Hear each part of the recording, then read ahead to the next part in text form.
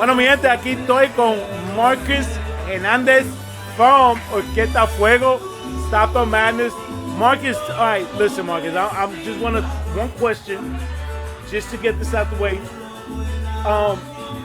You being a band director, now what brings me to my all this stuff, that the reason why I'm going to ask you this question is La Canción Recuerdos. Okay. When I see that, and when I see that song or the video, when I see the video, hear the music, mind blowing. So this is what brings me to this question. You know, being a band director, como estamos hablando, you know, Johnny Pacheco. Right. Okay. La historia de Johnny Pacheco. Right. Eddie Palmineri, que you know, recently passed away. Rest in peace, man. Yeah. You know, entonces tenemos Rafael Iquiel. Right. And then Willie Rosario. Yeah, right. Those Now, guys this is years in the making. Yeah. Right? Right.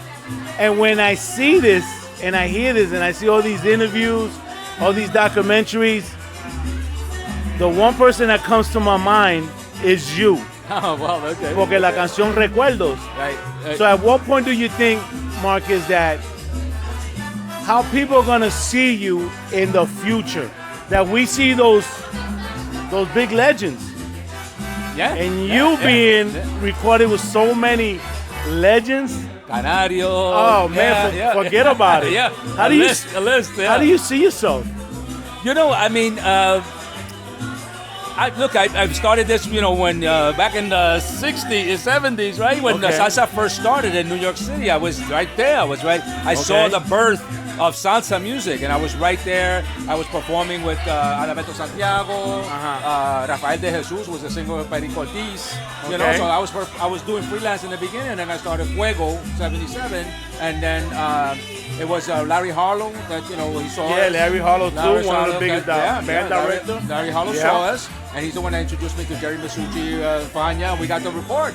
Stop the madness. So, you know, and so looking back at my life and all that stuff, you know, I wish that, you know, not that I have any regrets, but I wish I would have kept on with that, because when the 90s came around, the salsa was really bad.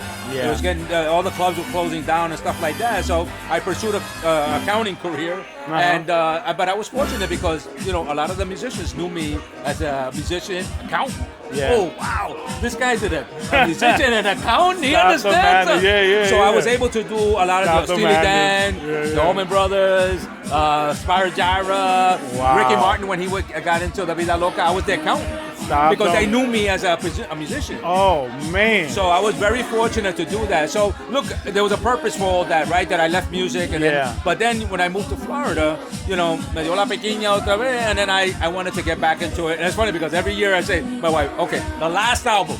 You can't.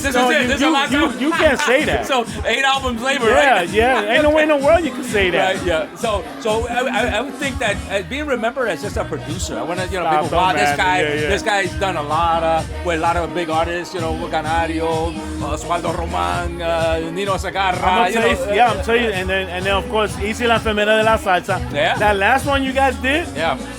Oh, and you on that the video, piano? 350,000 views. That is madness. Yeah, that's crazy. Yeah. And the keyboard, I knew she was gonna be the right person because I was just envisioning the song. First of all, you know, I like Teddy Swims, so I was kind of, I said, man, I can make this a salsa version. Yeah. So I started playing around with it, and then I called my buddy in Miami who does a lot of the arrangements, and I said, man, we can make this salsa, bro. We gotta speed it up a little bit, and then I said, I think I have the right person, man. Izis. So I lowered the key a little bit because she likes to sing high. Yeah. I lowered the key a little bit with the raspy. Perfect, man. Yeah, perfect. Yeah, she was a perfect one. Oh, well, that's what a charm to work with as well. Izis is a very professional person. Yes. She very prepared.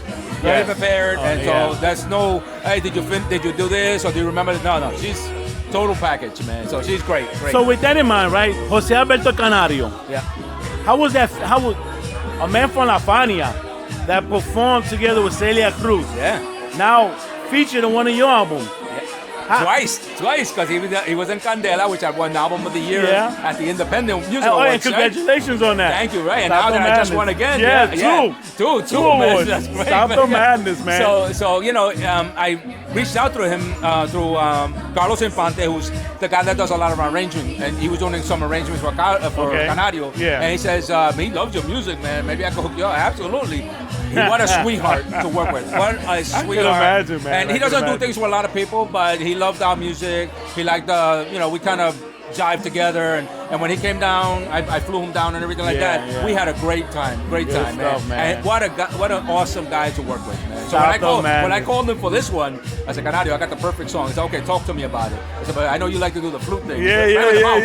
I got this part where you do the flute and get a real flute player. You guys go back and forth. He said, Bobby, that's exactly what I was gonna ask. That's what it is. Was he playing? He's doing the flute, and I have a real flute player. Okay. I thought he was doing both. Stop the man. He just loved that whole idea. Wow, stop the man. So, that is cool, man. So he did a great job with the song. It's right now it's our number one song, obviously. Canario. Well, I'm gonna tell you something. Listen, many blessings, man, because you are doing an amazing. And I'm gonna tell you something. As we continue on in this genre, right. Y seguimos la historia, doing these recordings and doing these playing on the radio and all that good stuff. You know, you're leaving a legacy for people to talk about you, for futures to come, like we do with these, with our past music directors, right?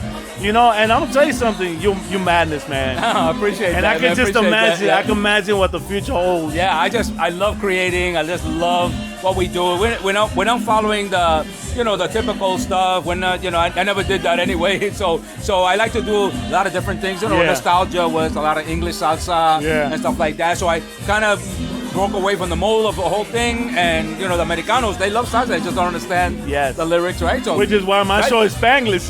That's right, and they love the whole nostalgia thing because they say, wow, okay, we can relate to this, yes, right? They can, yes. So, and the same thing here with Lose Control, right? So now the Americanos, they love it.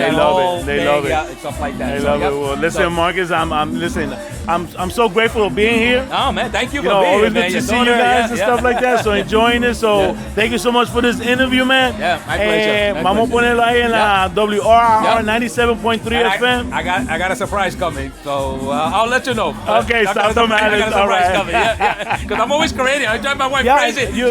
She sees me on the piano. So, okay, what are you doing now? Stop the man. But I'm gonna tell you something with that video that you did with Izis. Yeah.